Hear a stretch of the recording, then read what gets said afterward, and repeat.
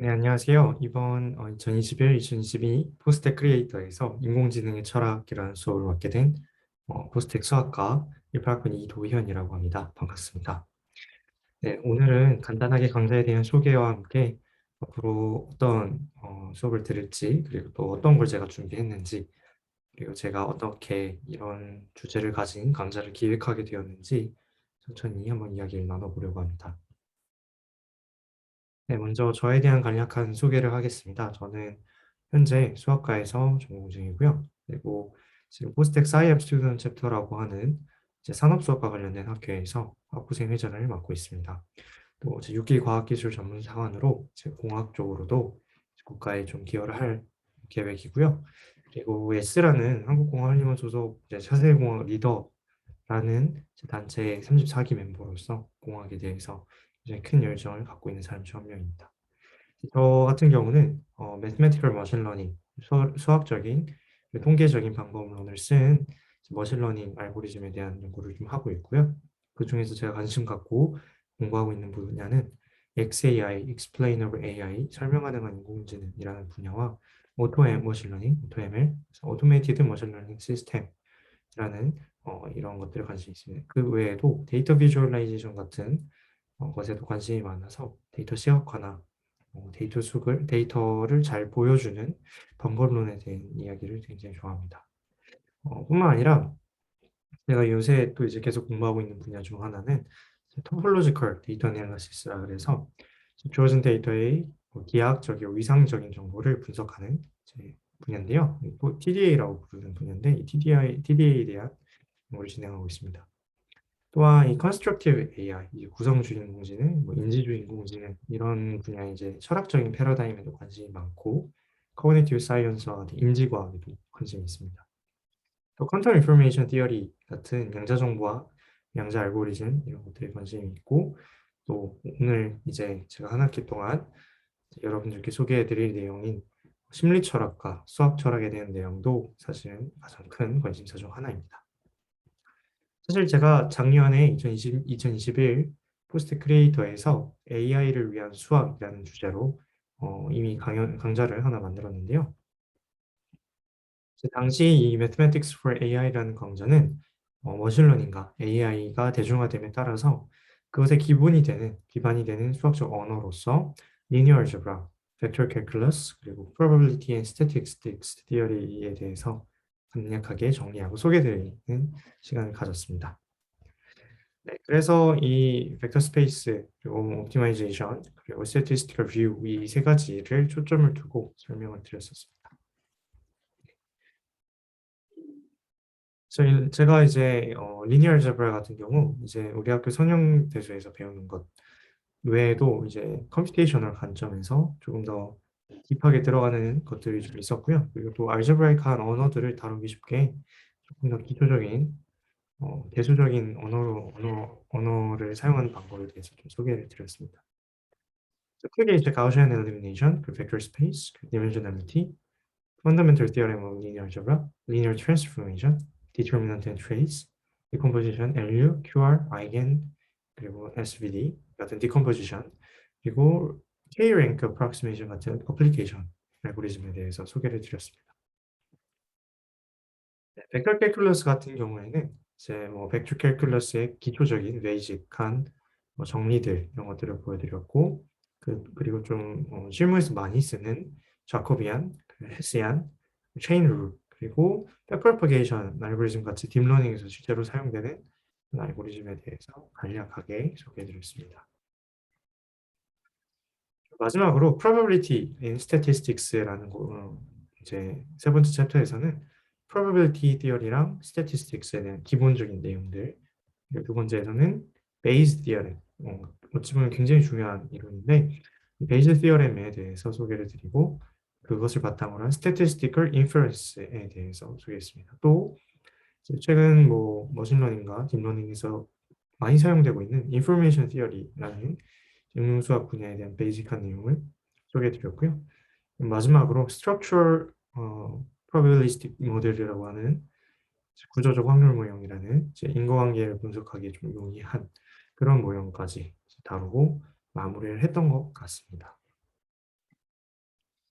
네, 이 philosophy of AI라는 주제는 제가 사실 Mathematics for AI라는 주제보다 더 이전에 생각했던 아이디어예요. 그래서 이 주제를 원래 처음에는 2021 컨텐츠로 제작을 하려고 하다가 네, 제 능력도 많이 부족하기도 하고 제가 아직 공부할 것들도 많고 네, 제가 충분히 잘 좋은 설명을 쉽게 드릴 수 있을지 의문이 들어서 Mathematics for AI로 정말로 제가 생각했던 내용들, 그리고 제가 이해했던 내용들이 맞는지 잘 정리한 다음에 이제서야 좀 소개를 드리게 되었습니다. 그래서 사실 최근에 4차 산업혁명이라는 단어가 뭐 사실 10년도 거의 10년이 된 것 같은데 그럼에도 불구하고 이 빅데이터 그리고 뭐 이런 데이터 산업 이런 이야기는 사실 계속해서 줄지 않는 것 같아요. 오히려 인기가 많아지면 인기가 많아졌지. 계속해서 인기가 이제 계속 인재들도 많이 채용해 가고 실제 실무 현장에서도 많이 이제 빅데이터 인재들을 뽑아가고 있죠. 그래서 여러분들이 이제 심심찮게 AI라는 단어가 정말로 주변에서 아주 쉽게 들으실 거예요. 이 빅데이터라는 걸 먹고 사는 AI라는 것이 정말로 어떤 역사를 지녔고 철학적으로 어떤 한계점을 지니는지 그리고 그것들이 어떤 이제 철학적 토대를 바탕으로 개발이 되었는지 이런 것들에 대해서 사실 굉장히 많은 논의가 있습니다. 네. 그래서 이 빅데이터, AI와 관련된 철학 전반에 대해서 이야기를 하려고 하고요. 그리고 사실 이 실무적인 내용인 이 빅데이터, 머신러닝, 통계 이런 것들도 굉장히 재밌는 주제지만 저는 이 AI 역사와 AI 역사와 그것이 갖고 있는 굉장히 기본적인 철학적 토대에 대해서 소개를 드리고자 합니다. 그래서 아마 여러분들께서도 굉장히 흥미를 갖고 들으실 수 있는 뭐 기계는 생각할 수 있는가, 인공지능이란 무엇인가 이런 것이죠. 우리는 그런 마음을 갖고 있는가, 마음은 어디에 있는가 뭐 이런 주제를 다루게 될 예정입니다. 네, 그래서 선수 사항으로서 뭐 사실 아무것도 모르셔도 됩니다. 그래서 뭐 로지컬 띵킹, 논리적 사고력, 크리티컬 띵킹, 비판적 사고, 패션, 열정 세 가지만 있으면 충분히 수업을 잘 들으실 수 있습니다. 제가 당부드리고 싶은 것은 이 강의는 굉장히 타이트하고 컴팩트하게 강의가 지금 구성이 되었기 때문에 제 말이 어찌 보면 요약이 됐을 수도 있고 논리적 비약이 있을 수도 있어요. 그런 부분들을 하나하나 체크하시고 제 PLMS 상에서 계속해서 피드백을 주시면 조금 더 이제 패시브하기보단 좀 더 인터랙티브한 그런 강의가 될 것이라고 생각합니다. 그래서 실제 뭐 있으면 좋고 없어도 되는 건데 사실 뭐 데이터 분석이나 AI 알고리즘의 개발 경험이 있으시면 조금 더 모티베이션이 강하지 않을까. 또 이제 뭐 스태티스틱스, 머신러닝, 딥러닝에 대해서 이론적으로나 아니면 학술적으로 좀 공부하신 분 적이 있다면 이런 내용들이 이제 재밌게 느껴질 것이라고 생각합니다. 네, 그래서 제가 이번 2021, 2022 포스트 크리에이터에서 Philosophy of AI라는 강좌에서 준비한 내용이 바로 이 Summary of Mind-Body Problem, Computational Theory of Mind, The Chinese Room Arguments, Limit of Human and Computer, Discussion of AI and Technology 다섯 가지 주제를 준비를 했습니다. 실제로 이 하나하나의 주제가 굉장히 크고 양도 많고 물량도 있어서 실제로는 아무래도 조금 양이 많아질 것 같아요.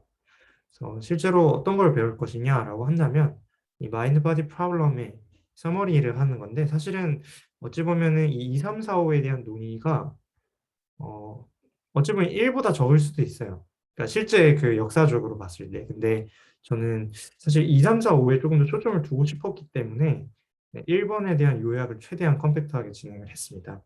그래서 이제 아무래도 시간이 정해져 있고 한정되어 있다 보니 아무래도 마인드 바디 프로블럼에서는 이제 데카르트의 심신 이원론 그리고 뭐 현대에 등장한 심신 동일론 그것과 넘어가는 이제 물리주의의 등장 그리고 물리주의로 인한 환원적 물리주의, 비환원적 물리주의, 현대 철학의 입장 그리고 각각이 어떤 한계점을 지니고 어떤 반론이 있는지 이런 것들에 대해서 소개해드릴 예정입니다. 그리고 실제로 컴퓨테이셔널 티어리 오브 마인드, 마음주의, 계산주의 마음이론이라는 이제 이론인데요. 사실 컴퓨테이셔널 티어리 오브 마인드가 인공지능의 어떤 마음과 인간의 마음에 대한 본성에 대한 기능에 대한 어떤 사실인 그 형이상학적 토대를 두고 있는 이론이기 때문에 컴퓨테이셔널 티어리 오브 마인드에 대해서 조금 초점을 두고 설명을 드릴 예정입니다. 네, 그럼에도 불구하고 이 컴퓨테이셔널 티어리 오브 마인드는 또 차이니즈 룸 아규먼트라는 굉장히 유명한 심리 철학자인 존 설에 의해서 비판을 됐는데요. 이 아규먼트가 정확히 이 컴퓨테이셔널 티어리 오브 마인드의 어떤 부분을 비판하고 있고 컴퓨테이셔널 티어리 오브 마인드의 한계점이 어디라고 주장하고 있는지, 그리고 정말로 그렇게 주장하는 이 차이니즈 룸 아규먼트가 정말로 타당한지, 논리적 비약이 없는지, 논리적 모호함이 없는지, 그런 내용들을 알아볼 계획입니다. 그 마지막 두 부분인 이 Limit of Human and Computer and Discussion of AI Technology는 이런 내용을 다룰 예정이에요. 그래서 Limit of Human and Computer는 이제 인류사에서 발생했던 어떤 지식에 대한 인간의 진리 탐구나 진리 추구에 대한 한계점을 찾은 네 가지 사례. 네, 네. 대표적으로 뭐 괴델의 불완전성 정리, 하이젠베르크의 불확정성 원리, 그리고 뭐 파월 파이어벤트의 이제 인식론적 무정부의 아나키즘, 무정부주의, 그리고 이제 비트겐슈타인의 언어 게임 티어리 뭐 이런 걸 공식 게임 티어리 이런 걸 이야기해 보려고 합니다. 그래서 이 리미트 오브 휴먼 컴퓨터는 인간이 어디까지 할 수 있는지, 지식에 대한 탐구에 있어서 인간이 할 수 있는 부분이 도대체 어디까지인지, 컴퓨터는 그럼 어디까지 할 수 있는지에 대한 이야기를 하려고 하고요. 마지막에 디스커션 오브 AI 테크놀로지에서는 인공지능의 역사와 이제 새로운 인공지능 패러다임, 그것이 어떤 철학적 토대를 지니는지에 대한 소개를 드리고, 그리고 현대 우리 사회에서 우리가 사용하고 있는 데이터 기반의 알고리즘들, 그것들이 갖고 있는 어떤 철학적인 한계점들이 무엇인지, 이런 것들을 탐구해 보고자 합니다.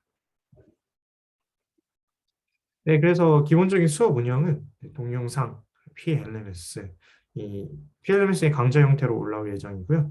제가 전반적인 수강생 관리나 뭐 공지사항 이런 것들, 그리고 과제, 퀴즈 이런 것들은 좀 더 PLMS 상에서 제가 업로드해 드릴 예정입니다. 네, 그래서 제가 이 정도로 이제 오늘의 인트로덕션을 이렇게 이야기를 했는데요. 수업을 마무리하기 전에 한 2분 정도 제가 왜 이런 강좌를 꿈꾸게 되었는지에 대한 뭐 저의 개인적인 어, 동기, 모티브에 대해서 좀 말씀을 드리고자 해요. 실제로 저는 이제 사람의 마음이나 사람을 이해하는 거가 굉장히 좋았어요. 왜 그랬던 건지 모르겠는데 어렸을 때부터 굉장히 좋아했고요. 사실은 철학이나 뭐 이런 것들을 전공하고자 이제 마음을 먹기도 했었는데 결국에 뭐 이제 포스텍 수학과에 와서, 그러니까 사실 수학과에 오기도 전에 이제 무문제학부에 들어갔을 때 저는 처음에 생명과학과와 물리학과를 고민했었어요. 네. 그래서 실제로 제가 고등학교 때 이제 뭐 바이오민 뭐 내공학과 이런 쪽도 관심이 많았고, 한국 네올림피아드 이런 곳에서 특강도 듣고 교수님께 이제 특강도 듣고 뭐 질의응답도 하면서 이런 쪽으로 계속 꿈을 키워왔습니다. 그래서 인간의 뇌, 심리 현상, 신경적인 그런 바이올로지컬 프로세스 이런 것들에 대해 관심이 많았는데, 제 대학교에 들어와서 계속 이제 몇 년간 고등학교 때부터 쭉 이제 매니악하게 그런 주제를 탐구를 하다 보니까 이게 사실은 철학의 문제가 아닌가. 그러니까 사실은 그 당시엔 철학의 문제라기보다는 심리학에서 충분한 답변을 좀 주지 못하고 있는 게 아닌가라는 생각이 들어서 물리학과 쪽도 되게 관심을 가졌어요. 왜냐면 사실은 이제 생명과학적으로 설명을 하기가 조금 애매한 상황이 오면 그거보다 조금 더 추상적인 개념으로 좀 설명할 수 있지 않을까라는 이제 생각에 당시 물리학에 대해서 관심을 가졌던 것 같아요. 그래서 실제로 1학년 때 1학년 1학기 때는 생명과학과 물리학과를 고민하다가 이제 1학년 2학기 때 이제 물리학과 쪽으로 좀 마음을 굳혔었죠.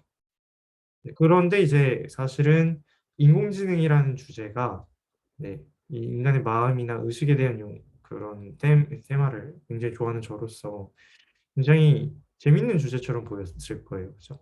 재밌는 주제였고 실제로 그것에 대한 어떤 경험을 해보니까 공부도 혼자서 해보고 관련 내용을 찾아보니까 굉장히 흥미롭더라고요. 네.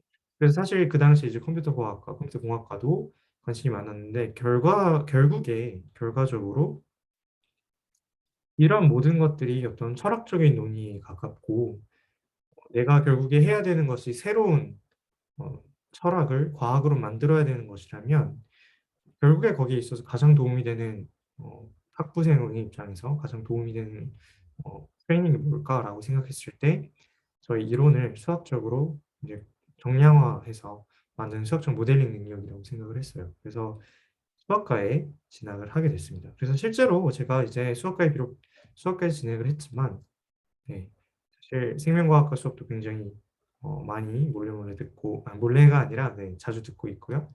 그리고 물리학과 수업도 꽤 많이 들었고 컴퓨터과학과 수업도 많이 들었습니다. 그래서 실제 자체적으로도 여러 학회에서도 여러 의사분들과 실제 레지던트 분들이나 어떤 실제 임상을 하시는 분들과 환자에 대한 이야기를 나누면서 증상에 대한 이야기를 나누면서 이런 현상이 왜 발생하는지에 대한 논의도 매주 진행하고 있고요. 그래서 그런 식으로 계속 의식과 인간의 마음을 설명하려는 철학이 과학이 되고자 하는 그런 시도에 조금이나마 기여하고자 노력하고 있는 상황입니다. 그래서 제가 이렇게 수학적인 토대를 굉장히 중요시하면서도 네 이 철학을 주제로 하려고 했던 이유는 사실은 아직까지는 정확한 이론적 토대가 없기 때문이에요. 다시 말해 이제 인공지능은 어떤 학문이라기보다 아직까지는 실무적인 차원에서는 학문이 많습니다. 그게 이제 통계학이나 데이터 사이언스의 하위 분야로서 학문으로 인정을 받긴 하지만 그 자체로서 마음의 과학이라는 것이 사실은 인정이 되고 있지는 않거든요. 단 아직은 완성된 이론이 아니고 아직은 철학의 범주에서 이론의 검증을 받고 있는 단계이기 때문에 마음에 대한 질문 그리고 우리 인공지능에 대한 심오한 질문들은 이제 이런 철학적인 관점에서 바라보는 것이 훨씬 더 풍부한 논의를 여러분들께 제공해 드릴 수 있을 것 같습니다. 네 앞으로 한 학기 동안 네 잘 부탁드리고 네 어 앞으로 인공지능의 철학에 대해서 수업을 쭉 들어 주시면 정말 감사하겠습니다. 네. 그럼 바로 다음 시간에 뵙도록 하겠습니다. 감사합니다.